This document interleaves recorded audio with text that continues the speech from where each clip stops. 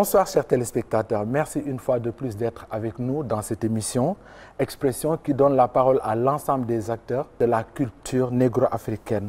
Aujourd'hui, nous recevons M. Michel Raymond Antchoué, ici présent. M. Michel Raymond Antchoué, bonsoir. Bonsoir, Paul. Je vais te présenter Innocente qui est avec moi, Innocente Courant. Enchanté, Innocente. Très heureuse, doyen. Voilà. Doyen, aujourd'hui, nous allons parler de votre œuvre en première partie. En deuxième partie, nous recevons No, un slameur gabonais. Et en troisième partie, nous allons parler de notre coup de cœur, comme d'habitude. Monsieur Antchoué, je vais lire la quatrième de couverture. Alors, voilà ce qui est dit. Michel Raymond Antchoué est licencié en droit et diplômé d'études supérieures de sciences politiques. Il est titulaire d'un certificat de sociologie générale. Il a été secrétaire général adjoint de l'Union douanière et économique de l'Afrique centrale, UDEAC, président du groupe ACP et coprésident ACP-CEE lors des négociations pour le renouvellement de la Convention de Lomé II. Il a exercé plusieurs fonctions ministérielles de 1975 à 1994. Vous avez été membre de la Cour constitutionnelle de 1998 à 2012. C'est l'essentiel de mon parcours. Quand on est ministre, on a fait un peu de politique, non? Oui, bien sûr que j'ai fait beaucoup de politique. D'accord. Pendant 19 ans, j'ai fait de la politique. Je crois que ça suffit. D'accord, je vous comprends. Alors là, est-ce que, avec votre parcours très brillant, est-ce que vous vivez une retraite paisible, retirée de tout? Vous savez, quand vous ne faites que ce que vous aimez faire, eh bien vous êtes en paix. D'abord avec vous-même, et c'est mon cas. Retraite paisible, pas envie de faire autre chose? Non. Écrire peut-être, si je peux. Ah oui, oui. Dans votre premier roman, le roman intitulé Corneille, le soldat de Grand'Ma, pourquoi ce titre? Qui est Grand'Ma? Grand'Ma, c'est ma grand-mère. Vous avez entendu? Ma, c'est maman. Grand, c'est la grande. Oui. C'est ma grand-mère, maman. Oui. C'est la grand-mère paternelle, c'est la mère de mon père. C'est elle que vous voyez ici, en première page. Elle a 5 ans. Ah. C'est une métisse. C'est ma grand-mère. Son père est blanc, sa mère est noire, et cette noire, c'est ma grand-mère. Elle avait un frère, son consanguin, qui était un peu plus âgé que lui. À la mort de grand-mère, leur père est venu les chercher tous les deux, et les a amenés en France et ne sont jamais revenus au Gabon. Et c'est ce manque-là qui vous a donné envie d'écrire? Vous avez senti ça comme un... Oui, parce que mon père n'a pas eu l'heure de connaître ses frères et sœurs. Toute sa vie, il les a cherchés en vain.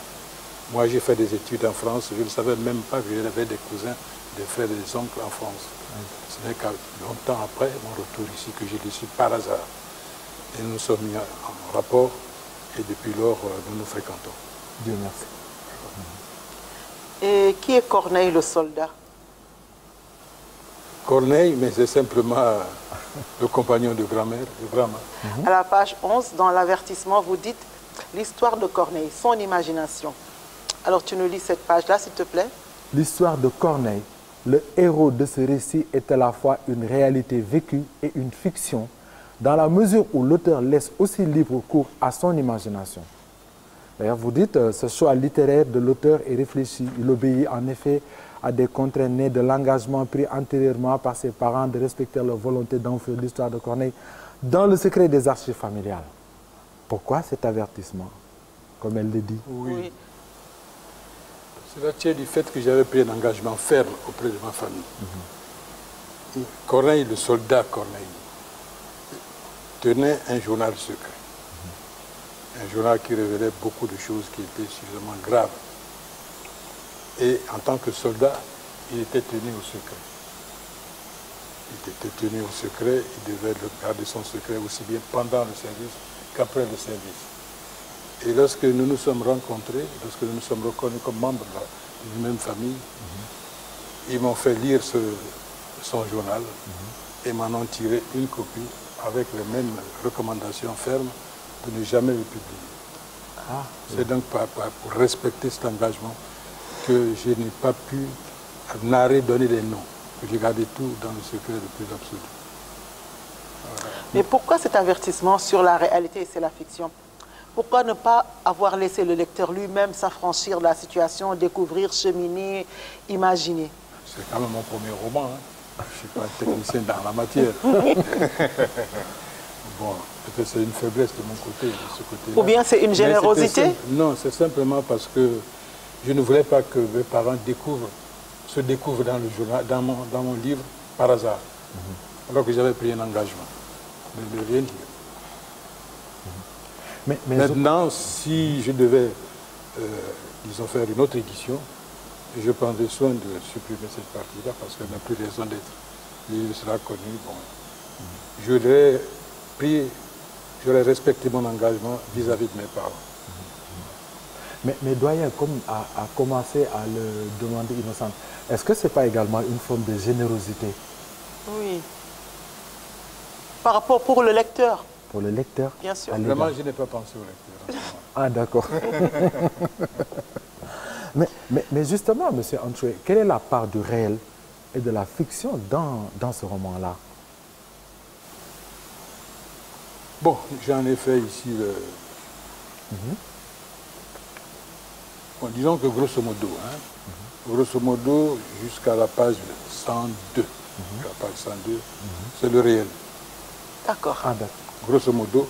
Donc vous avez par exemple, je cite comme ça, la maladie de Corneille et son hospitalisation, son voyage en bateau et les noms du bateau, les escales, les migrants vers le Canada, la rencontre à Dakar avec la mère Thérèse par exemple, le voyage à pied sur la route des Caravaniers jusqu'à Brazzaville, soit 500 km, le français, soldat français, enterré dans un village de Brouche, ça aussi c'est vrai. La fille vierge, trimballée de factorerie en factorerie. La participation aux offices religieux en territoire Luango. L'église Notre-Dame de Brébillière, ce n'est pas une invention. Le nom local de cette église, c'est la basilique Notre-Dame de Brébillière, qui est rattachée au diocèse d'Amiens en Picardie, dans la Somme. Donc c'est tout à fait exact. Il y a l'attaque subite la nuit par des inconnus sur le fleuve, ainsi que la riposte meurtrière, sur les réalités. Il y a les différentes affectations et les missions, les tenues militaires, la rencontre avec une femme de commandement, une femme noire de commandement, le sultan Touman dont je parle, son fils. Il faut ajouter la scène d'anthropophagie abandonnée. L'évacuation du poste militaire à l'arrivée du général Kirchner. Le voyage retour par le vapeur ville de Mako, il s'appelait comme ça, ce vapeur-là. Son placement hors cadre, son séjour à Brazzaville, au Cameroun, au Gabon, mais aussi le contournement du blocus établi par les Allemands au cours de la Première Guerre mondiale, non loin de l'embouchure de la Gironde.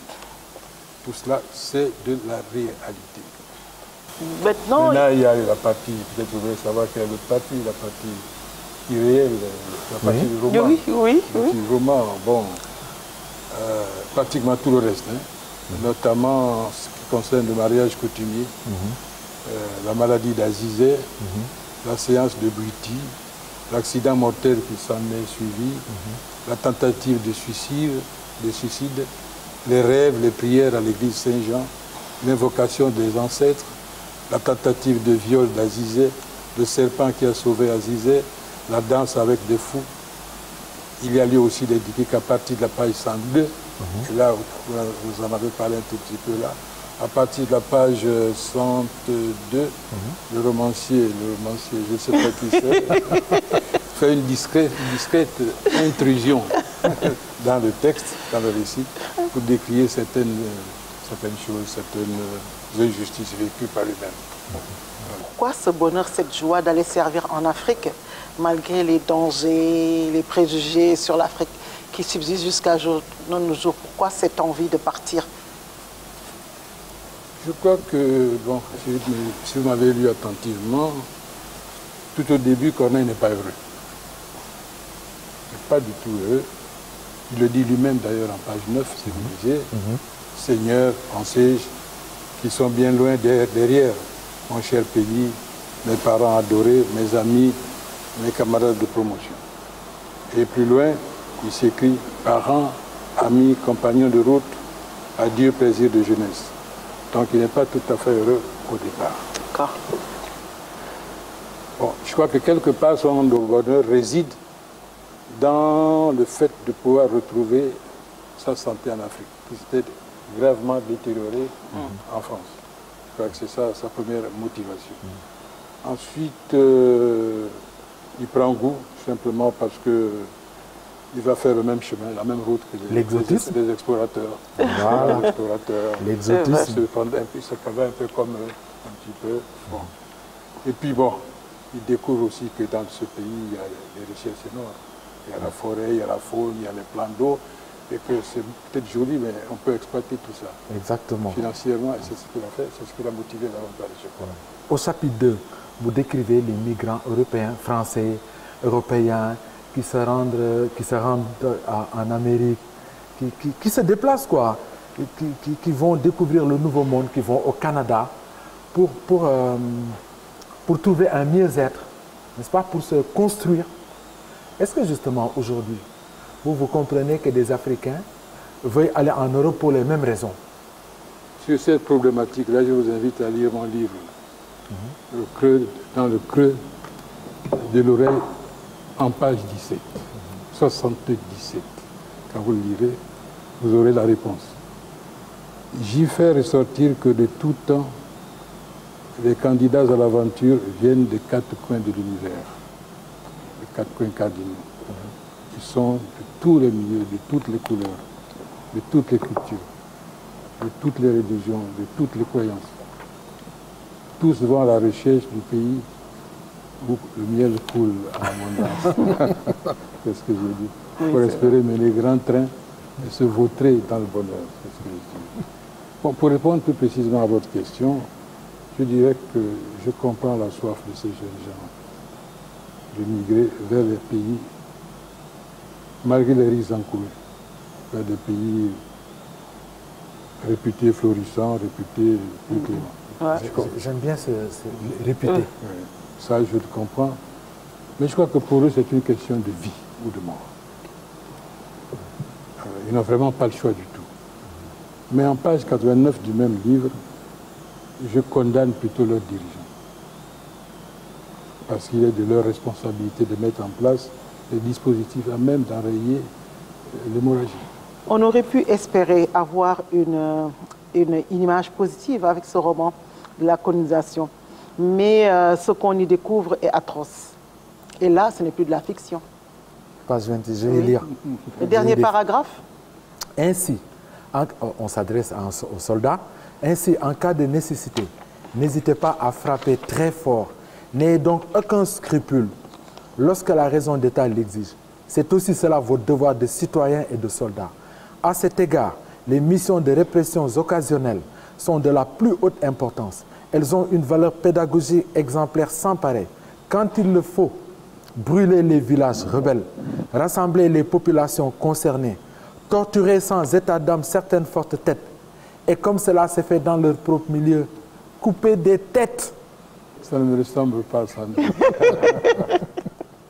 Mais c'est la triste réalité. Oui.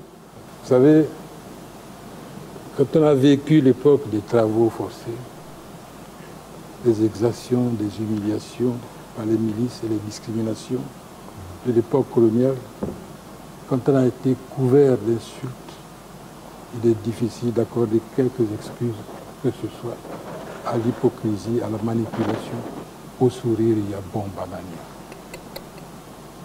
Oui. C'est exact. Oui, je comprends. C'est exact. C'est exact. Il y a eu beaucoup de discours méprisants.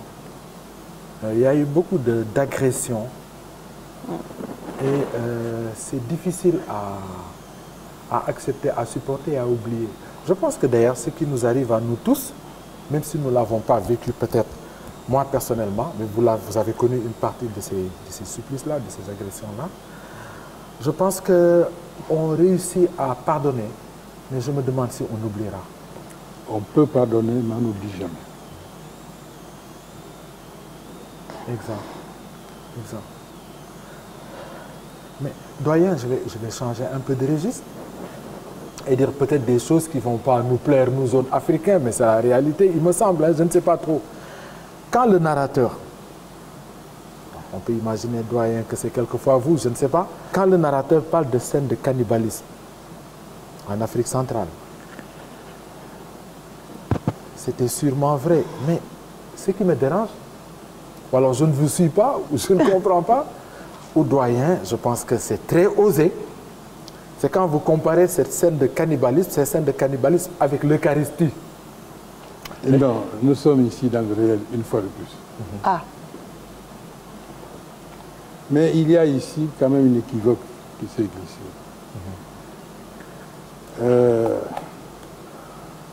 J'affirme d'abord que c'est une réalité. J'ai conscience aussi que cette approche est de nature à choquer surtout les Africains, et beaucoup plus les Centrafricains. J'en ai vraiment conscience. Mais ce que d'aucuns, et Corneille fait partie de ceux-là, ont perçu comme une scène d'anthropophagie, D'accord. a été vue et perçue par d'autres comme une mendication. En philosophie, la mendication est l'acte de manger. En religion, c'est l'action de manger l'agneau pascal chez les Juifs. Le chrétien considère que l'Eucharistie est une viande céleste. C'est le corps du Christ. Bien sûr, il s'agit d'un rite, mais d'un rite qui plonge ses racines dans le temps immémorial. D'après certaines sources, la cérémonie à laquelle a assisté Corneille est une mendication. Ce rite est vu comme normal dans ce pays, car il ne s'agit pas de manger une personne tuée, mais une personne morte, soit naturellement, soit au combat, et uniquement les membres. Le but était ou est de s'approprier l'énergie vitale de la personne morte. Bon, quant au rapprochement avec le repas de la scène donné par Jésus-Christ à ses apôtres, bon, vous le trouvez osé, moi aussi. C'est vraiment osé. Je n'en disconviens pas. Néanmoins, j'ai cru percevoir dans les deux cas le même geste symbolique. C'est la liberté du romancier et ça fait réfléchir en plus. Il reste toutefois que l'anthropophagie est un phénomène de société. oui. Bon, c'est un phénomène qui a existé de tous les temps. Oui. Absolument. En période de Dans guerre. presque toutes les civilisations. En période de guerre, on mange son ennemi pour s'approprier sa force vitale. Exact. Oui, c'est vrai. Quand on ne le mange pas, quand on ne mange pas la chair, on boit son sang. C'est vrai. Oui, je suis d'accord avec cette vision par rapport au parallélisme entre l'Eucharistie et l'anthropophagie. C'est toujours la recherche d'une force vitale. Oui. Si c'est partagé, tant mieux. Et quand vous décrivez l'initiation au Bouti, avec beaucoup de détails, n'êtes-vous pas un Corneille s'initiant à ce culte? Non, pas du tout. J'ai assisté à des cérémonies de Bouti, des cérémonies publiques. J'ai interrogé des boutistes.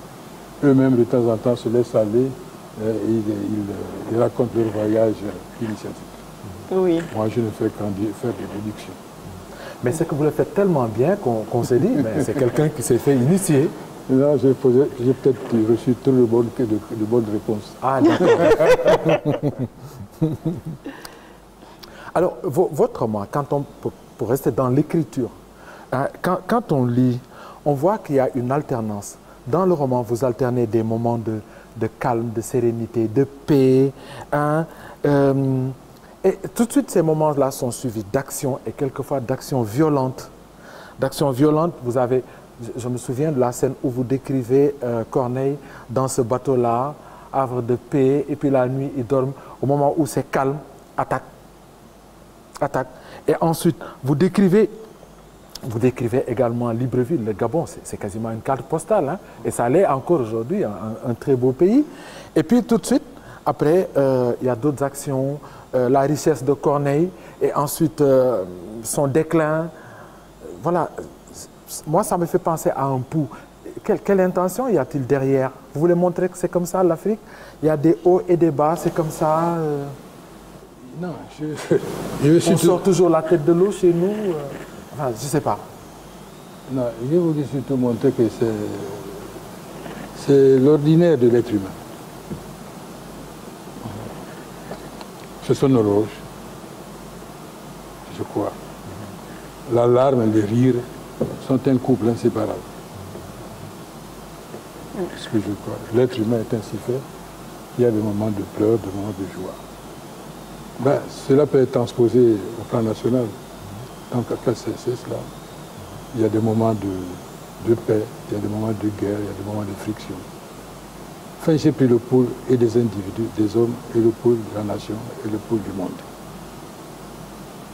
Le battement de cœur, le rythme du monde. Voilà. Je crois. On le sent. On le sent, et les téléspectateurs qui liront ça, j'espère, verront, ressentiront tout ça. Et moi, je terminerai, quand on aura fini, par recommander aux téléspectateurs de lire ça. Hein.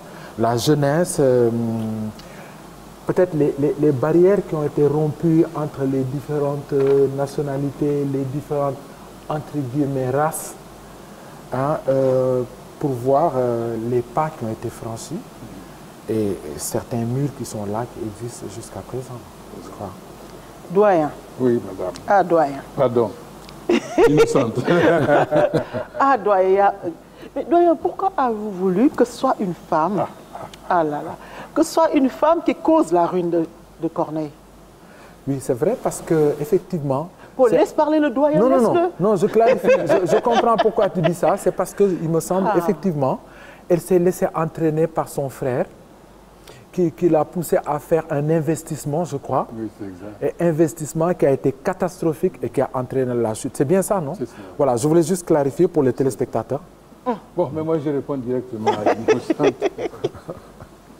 Je ne sais pas si c'est vrai pour Innocente. Mais la femme a naturellement une force de captation des richesses irrésistible.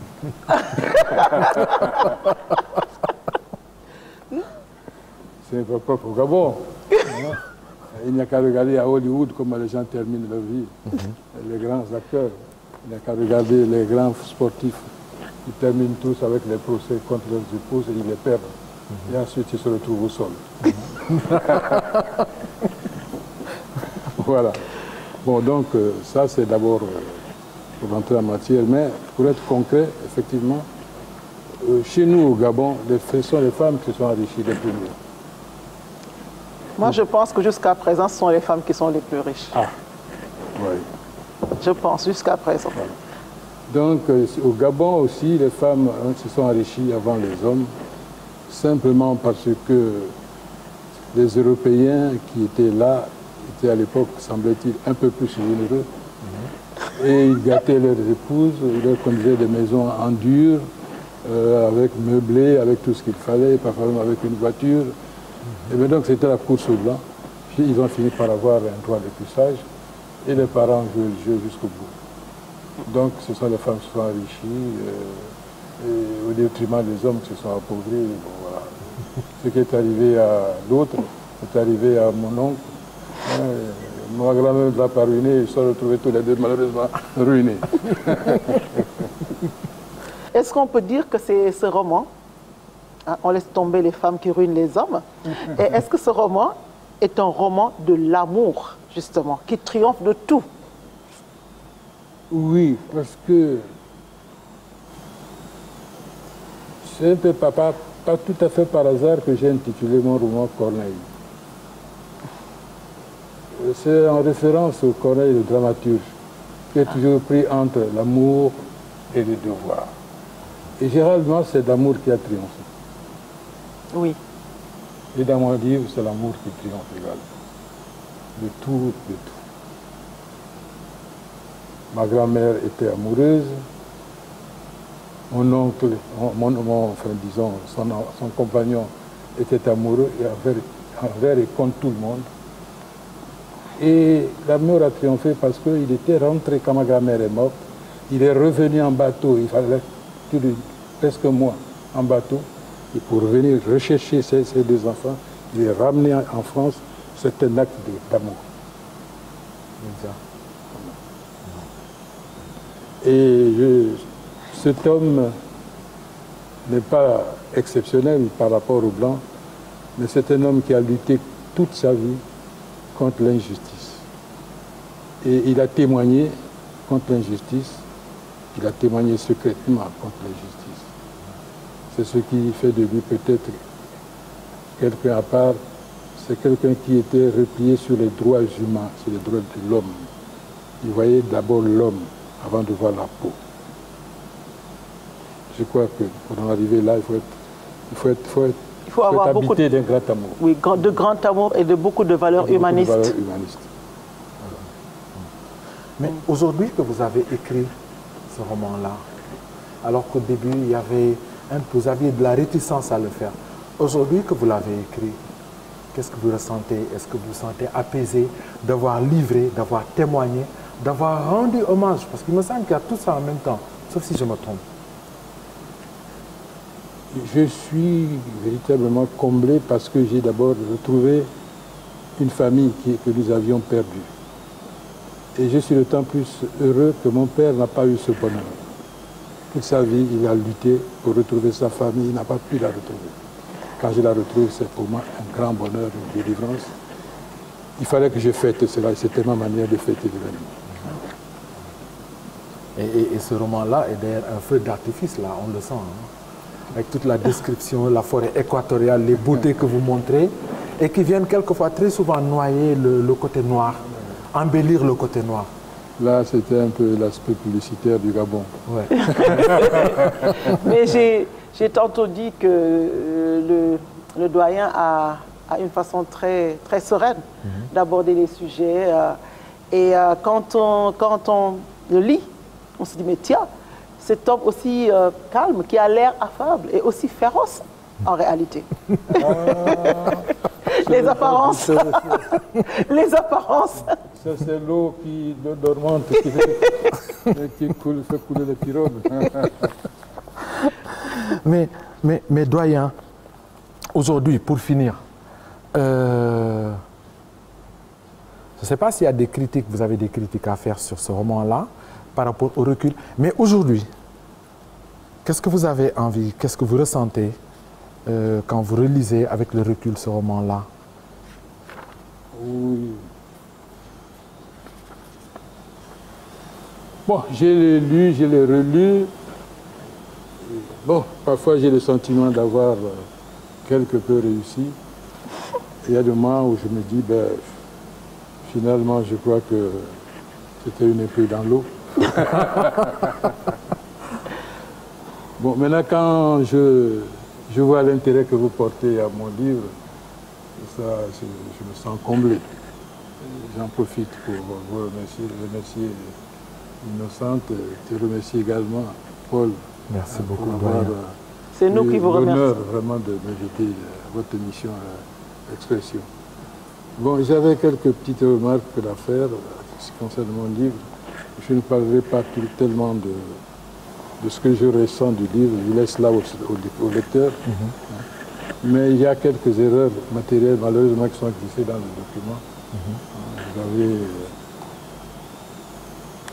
Ça commence très tôt, ça commence dès la première page du Garde, la page de Garde. Dès la première page de Garde, j'ai cité Voltaire, mais la citation a été mal reproduite.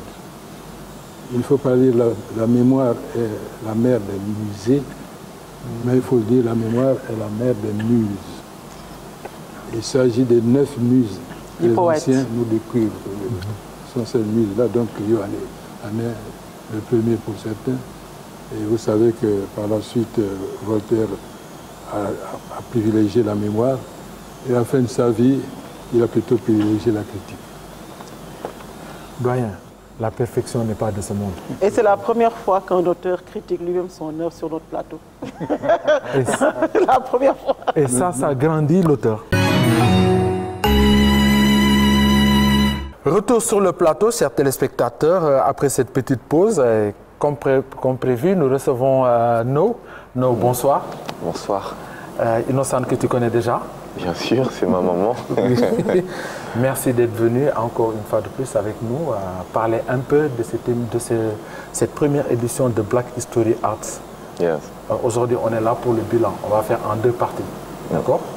Alors, No, vous avez rédigé et proposé un rapport concernant la première édition de Black History Arts. Mais justement, pourquoi?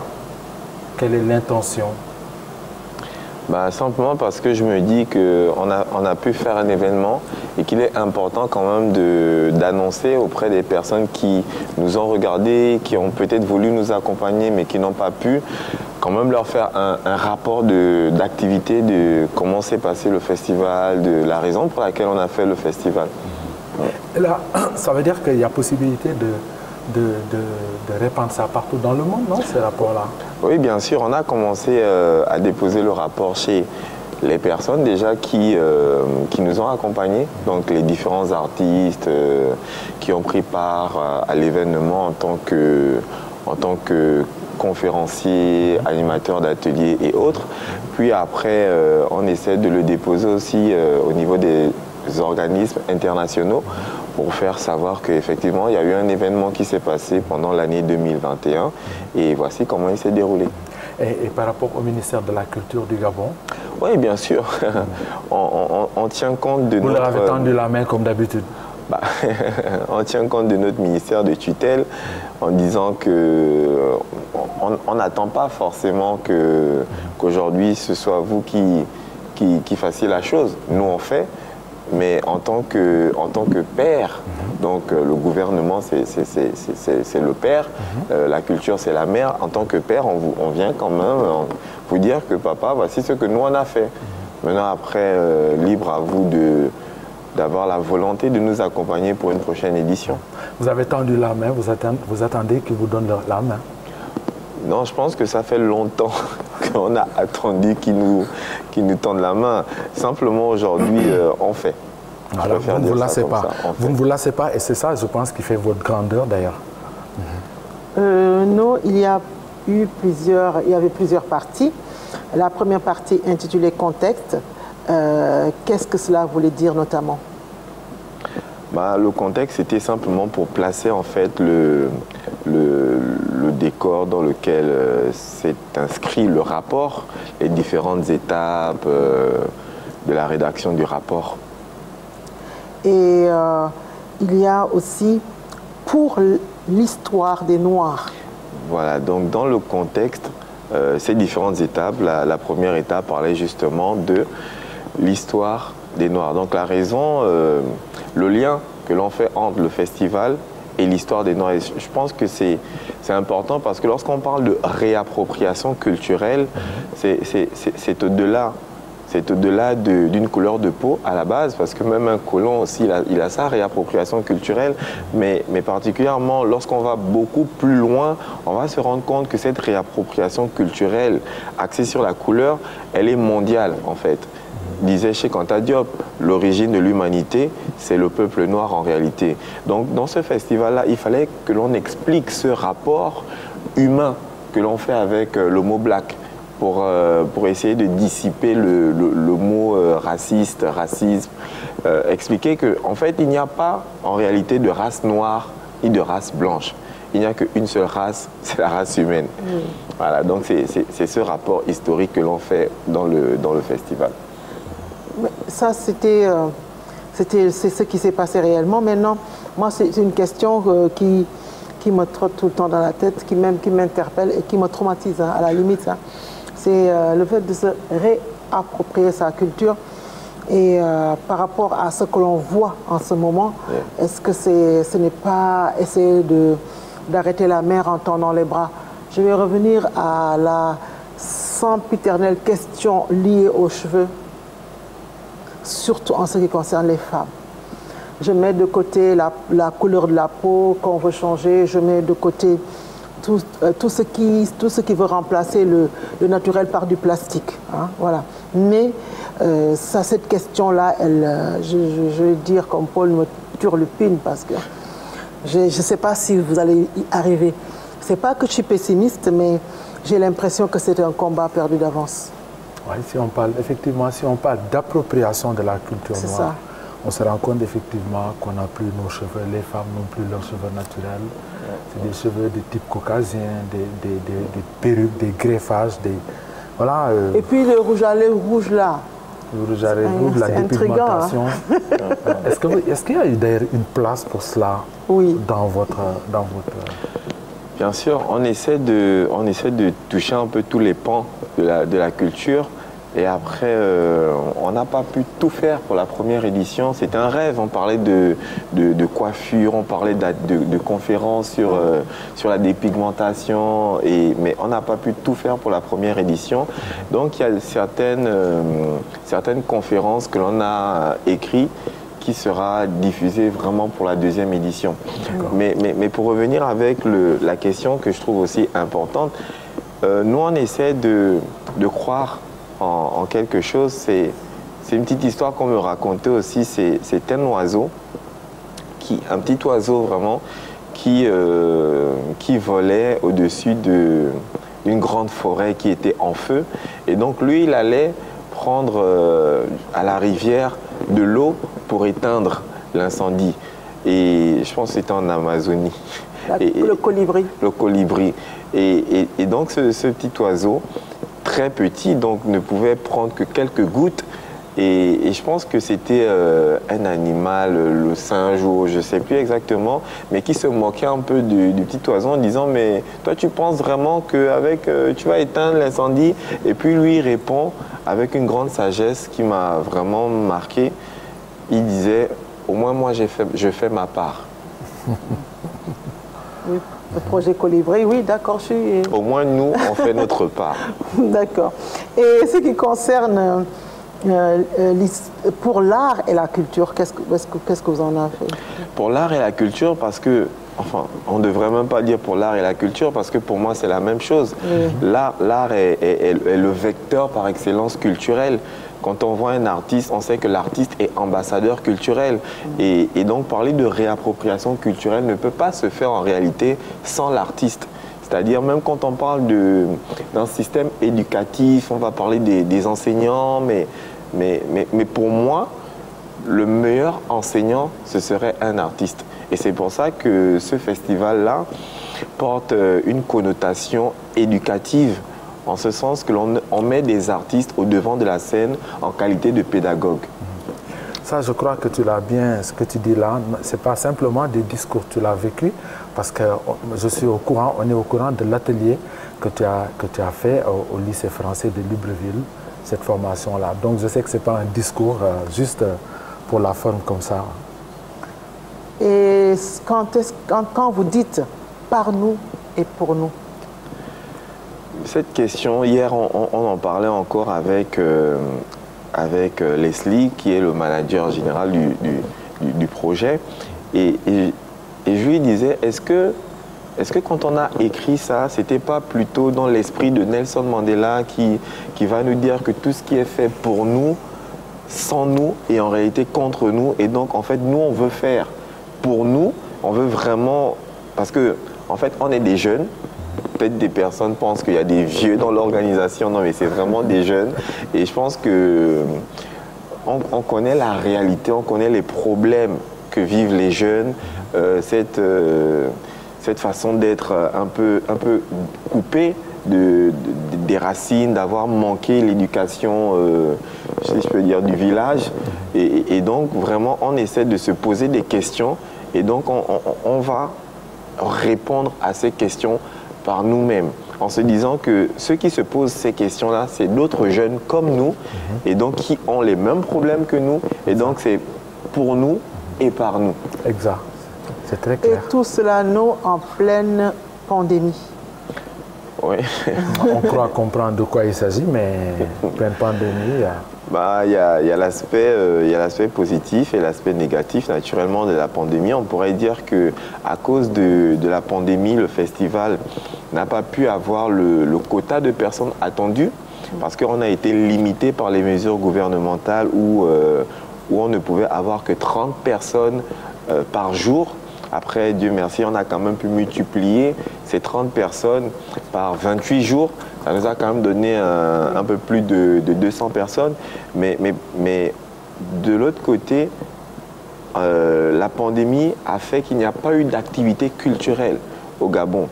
Et donc, le festival Black History Art s'est inscrit comme étant la seule activité culturelle pendant cette crise. C'est vrai. Mais il y a eu une deuxième partie, dans cette deuxième partie intitulée, deuxième partie d'exposition. Yeah. Et je crois titrée Miroir ébène. Miroir ébène, c'était clairement l'exposition parce qu'il faut dire que le festival regorge de plusieurs activités et on essaie de montrer aux jeunes, aux participants, aux adultes aussi, les différents arts qui existent.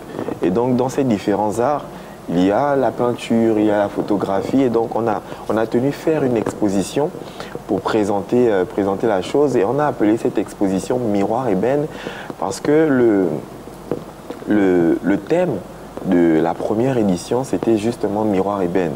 Après facilement Miroir ébène parce qu'on inscrit le festival comme un regard sur l'Amérique, un regard de l'Afrique sur l'Amérique, en se disant que les Afro-Américains se sont bien battus dans les années 1920 pour l'acquisition de leurs droits civiques. Et donc aujourd'hui, quand on pense à une décolonisation cérébrale, parce que quand même on n'a plus les chaînes, mais on pense que quand même il y a encore une colonisation ou un néocolonialisme qui s'applique dans la vie des Afros. Donc on a pris pour modèle directeur les Afro-Américains. Et donc clairement on a appelé ça Miroir ébène. Mais moi ça m'intrigue. Le modèle, c'est l'Afro-Américain. Moi, je me sens très, très, très loin des Afro-Américains.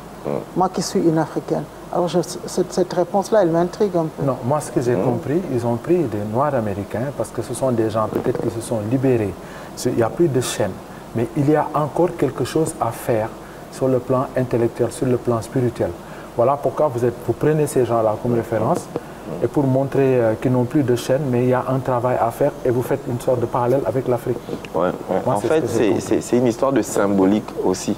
C'est-à-dire, en Afrique, on va avoir le monument de la Renaissance africaine. Je pense que les gens connaissent bien un peu qui se trouve à Dakar, mais c'est surtout ce que représente ce monument. Le nom veut dire quelque chose, monument de la Renaissance africaine. Et quand on essaie de voir un peu dans le monde, il y a ce symbole en Amérique, qui est la statue de la liberté. Quelqu'un me dira que oui, mais c'est un Français qui a fait la chose. Oui, mais il est planté aux États-Unis et il y a un rapport symbolique entre le monument de la Renaissance africaine et la statue de la liberté. Et quand on essaie d'épouser ce rapport de symbole, on peut se dire qu'au pied de la statue de la liberté, on trouvera des Afro-Américains qui ont mené un combat. Et donc ce combat-là qui a influencé le monde dans les années 1920, je citerai un nom, je parlerai de George Du Bois, qui est donc le premier Afro-Américain à avoir eu le doctorat, qui a sorti un magnifique livre qu'il a appelé « Nègre avec attitude ».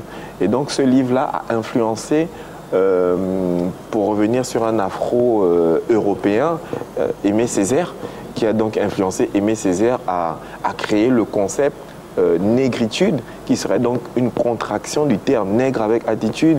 Et donc ce livre-là, qui part d'un Afro-Américain, a influencé une jeunesse afro-urbaine aussi, dans le rap, dans plusieurs choses. Et quand on s'est rendu compte de cette histoire-là, et des disciplines artistiques urbaines que nous on pratique aujourd'hui, que ce soit le rap, que ce soit le slam, que ce soit la danse urbaine.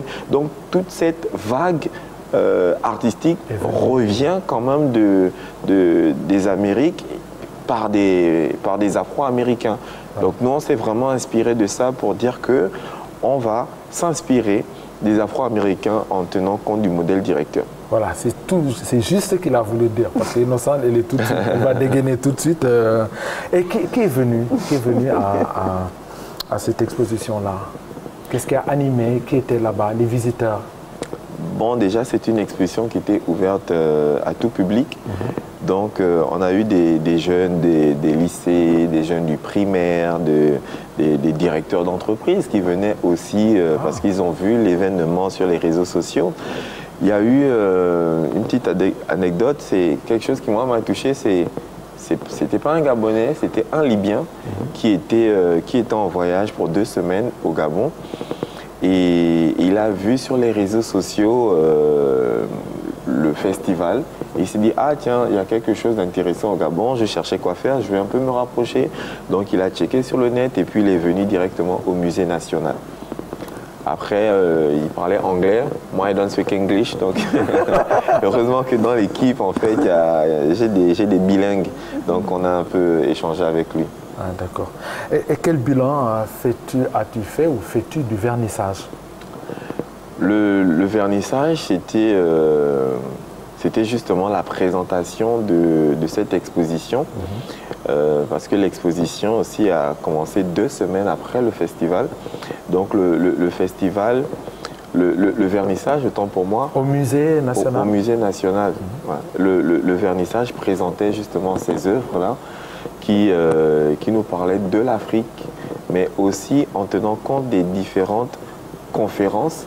Par exemple, on parlera de la conférence sur l'agrobusiness et la préservation de la vie. Donc ces œuvres-là tenaient compte de ces conférences-là, en ce sens qu'on parlait de bois, on parlait de préservation de la vie. Donc les artistes, les peintres, on peint sur du bois, on peint sur des palettes pour parler de recyclage, pour parler de préservation de la vie. Et ça aussi, c'était important à présenter dans le cadre de cette exposition ou même de ce festival. Et est-ce que les médias se sont fait l'écho de cette première édition? Oui, je préfère penser positivement. Il n'y a pas eu tous les médias, il n'y a pas eu toutes les personnes qui ont reçu des invitations. Après, nous croyons aussi à la difficulté de la pandémie.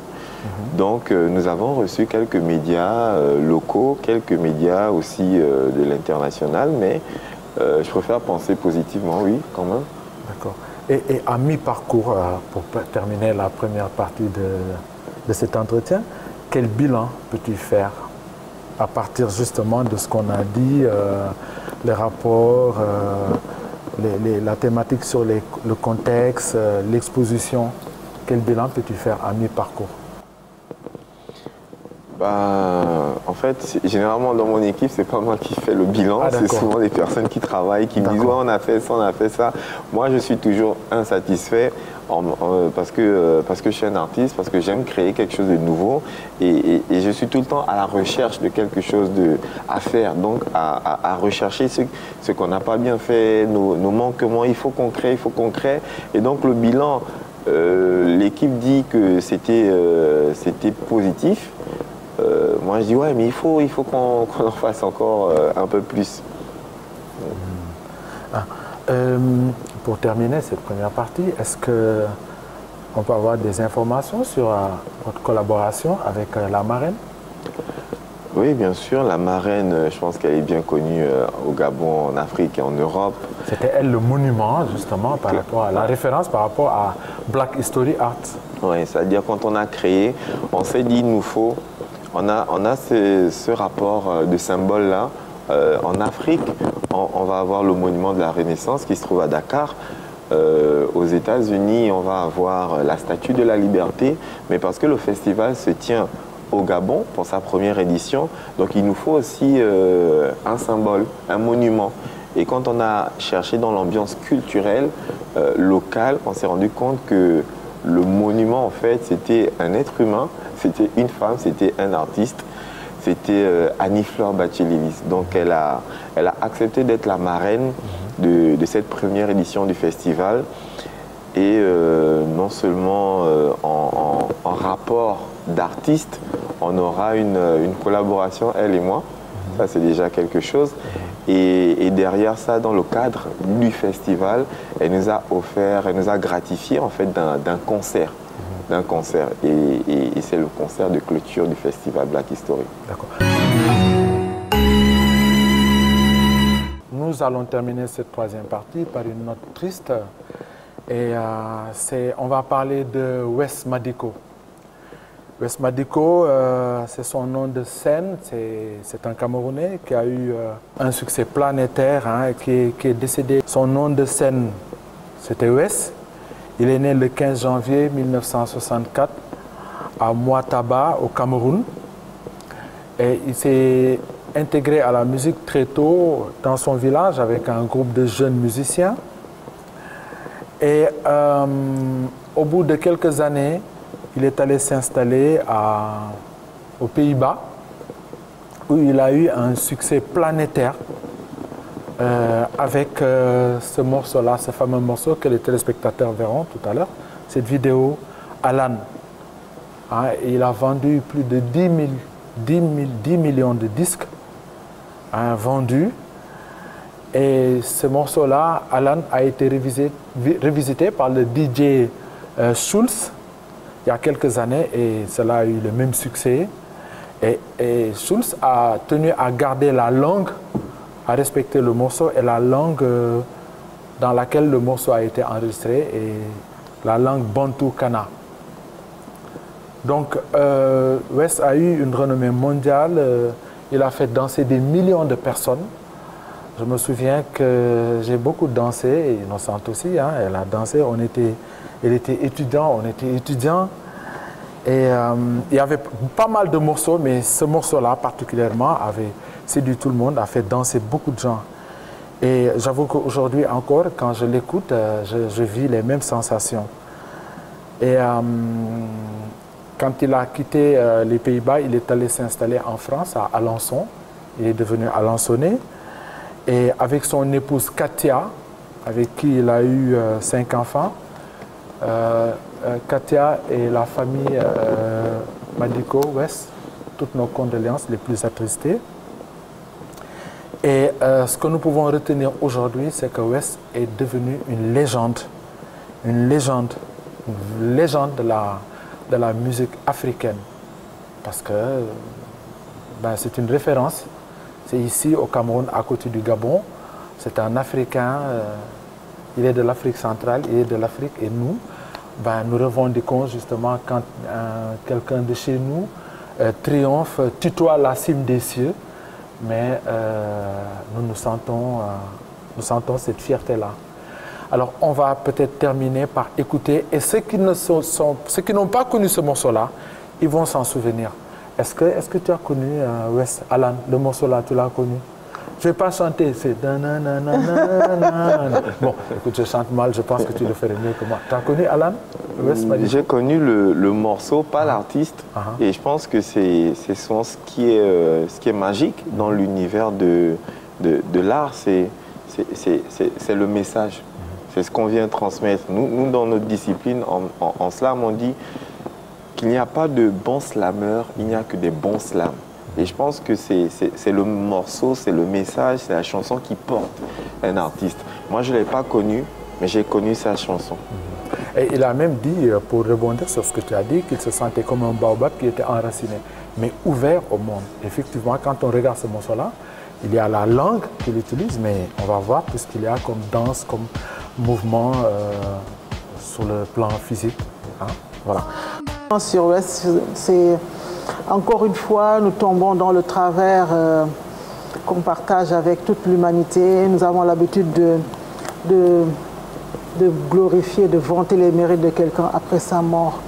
C'est dommage. J'aurais bien voulu qu'on parle de lui pendant qu'il était vivant. Exact. Et pourquoi? Parce que d'abord, il est artiste, il nous a fait beaucoup de bien, nous avons été heureux grâce à lui. C'est une raison suffisante, n'est-ce pas, pour qu'on l'aime vivant. Ah, maintenant, on l'aime parce qu'il est mort. Je ne sais pas. Bien. Et il ne faut pas oublier aussi que West a eu un disque de diamant à partir de ce morceau-là, Alan. Et que, voilà, c'est le second Africain, après qui? Après Khaled. Après Khaled, oui, Khaled Didi, que tout le monde connaît. Après Khaled, c'est le second Africain à avoir eu un disque de diamant, ce qui veut dire qu'il a beaucoup de mérite, parce que réussir à séduire autant de personnes pour arriver à cette performance-là, il mérite les hommages, il avait mérité vivre. Merci Innocente. West repose en paix, et je reprends encore nos sincères condoléances à la famille, à Katia et aux enfants, et au groupe qu'il avait créé, le groupe Deep Forest. Voilà. Chers téléspectateurs, merci d'avoir été avec nous. Excellente soirée. On se donne rendez-vous bientôt.